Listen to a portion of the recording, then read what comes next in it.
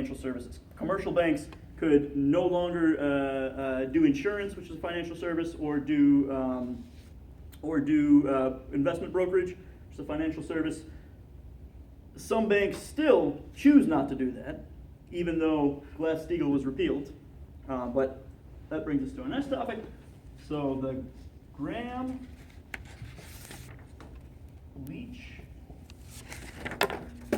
1983, right? 99. 99. I know it was more recent. Yep. Okay. The Graham-Leach-Bliley Act was something that I guess we're jumping on. So first, let's table this for a second. This was on the rules. This was on the books that banks can, commercial banks cannot partake in either investment banking or brokerage services or insurance or any of that stuff. What happened in the 80s, maybe Chris can tell you exactly when, but I think it was JP Morgan or another bank that decided that, okay, we understand the rule, here's a loophole. What if we do it through our holding company? What if the holding company offers commercial banking and the holding company has a branch that offers commercial banking, and the holding company has a branch that offers insurance, and the holding company has a branch that offers brokerage services. And it was tried. The Fed, who is always the most lax regulator, said, we'll allow it. And it was taken to the Supreme Court, and the Supreme Court said, yeah, I guess we have to allow it. This isn't part of the law.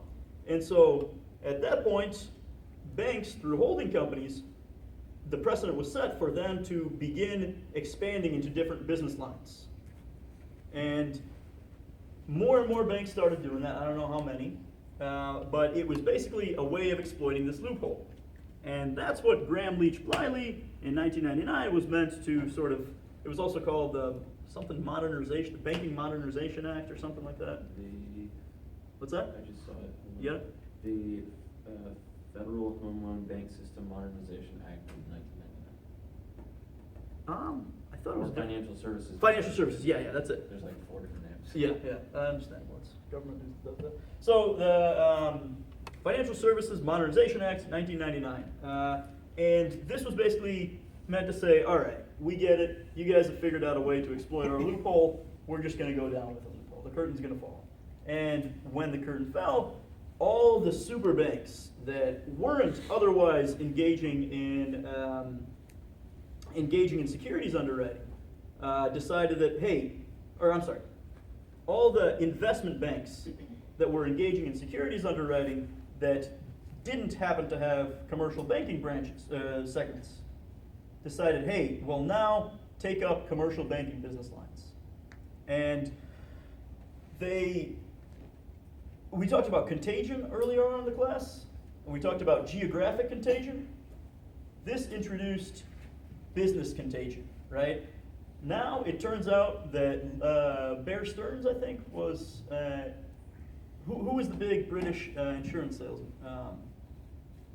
The first one that went down in 2007, it's not Bear Stearns. This says Bear Stearns was bailed out and forced into sell with J.P. Morgan. Lehman Brothers declared bankruptcy. Salomon Brothers.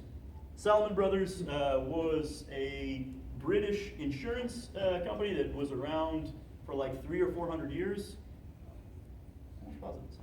I'll find out for sure next time. Mm-hmm. But they just decided to expand into banking, and they weren't that good at banking, and they expanded into sort of credit default swaps and all that we'll get to later on, and it ruined them. And so this company that's been around for like 200-300 years just went collapse, and that triggered a chain reaction. Lehman Brothers ate it pretty soon, and a lot of other banks started going defunct because they were expanding into business lines that they were not specialists in.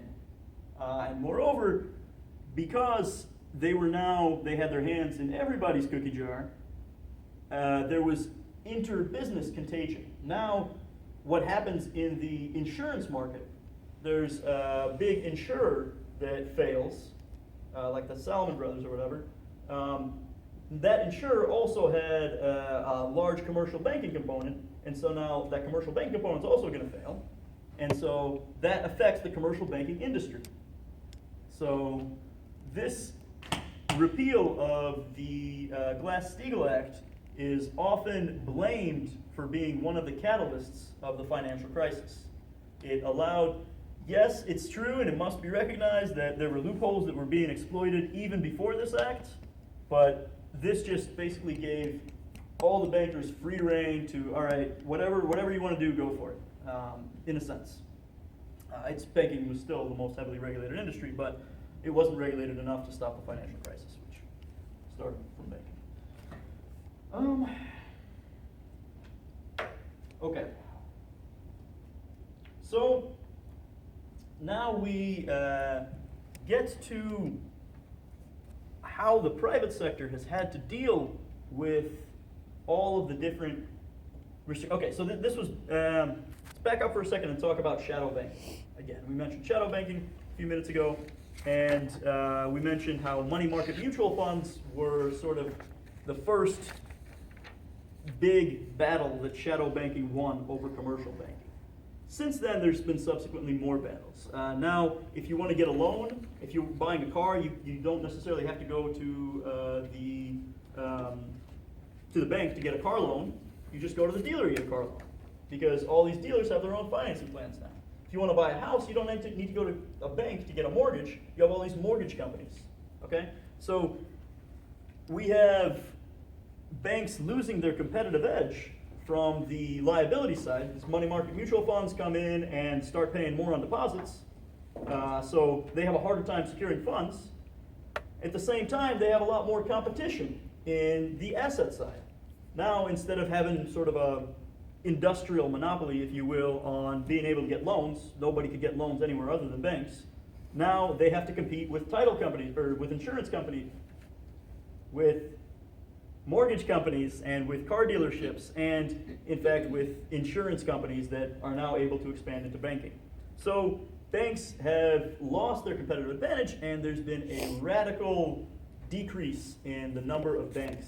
I'm doing a research project that studies banks all the way from Q4 92 to Q3 2015, and I think the number of banks in the U.S. banking industry has gone down by about half. So there was about 15,000 banks, or even a little more, and now there's less than 7,500. So banks have had to go away. Some of them just failed and died. Most of them have been acquired and consolidated. And so now what you're having is these mega banks that are popping up. I think there's something in the book, I'm not too familiar with it, but the super banks of the 1960s had something like maybe collectively 10-15% of total deposits. Now the super banks today have more than half the total deposits in this country. So if you're worried about contagion, then the word that comes up is too big to fail. These banks, if they fail, then the entire financial system will collapse, because Bank of America or JP Morgan alone might have 10 to 15% of our total assets. I don't care how much insurance you put on there, or how little insurance you put on there, the insurer won't be able to make those kind of payout claims. And so now, what's happened with all these regulations that have made banks less and less competitive, and even sometimes the repeal of regulations that have made banks less and less competitive, is it's made banks consolidate. And now the banking industry is getting smaller and smaller, and that has other implications and other repercussions that we might get to later.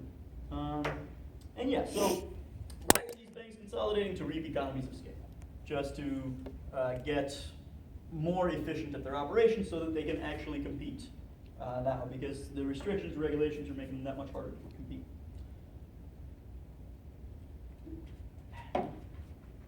Okay. I think that's most of the important stuff on chapter 19. I know I promised to let you guys go 5 minutes early. Will you be mad at me if I let you go 10 minutes early? Yeah. Yeah, all right, you can stay, Jim. We'll talk about credit unions. Sam? That piece of stuff, is that about for us? Just for you. Yeah, that's for us. Research. Oh, what? What on the research, when the first presentation? So the presentations get started next Tuesday, a week from today, and I will not tell you which of you are presenting that Tuesday, so as not to give the other people an unfair advantage. So everyone should be ready to present on Tuesday, and 2 of you will be called to do so. Ruben, right? Yeah. Two groups. And then when we need to take notes over those, Over the presentations? Good question. I'll tell you what. No, you won't, because I'll send you the PowerPoint slides. Everybody, I assume, is going to have a PowerPoint presentation, and if you'll please email me the PowerPoint presentation before class. you got groups in? Did you guys hear that? So, yeah. Will you please email me your PowerPoint presentation before class? Thank you. Right.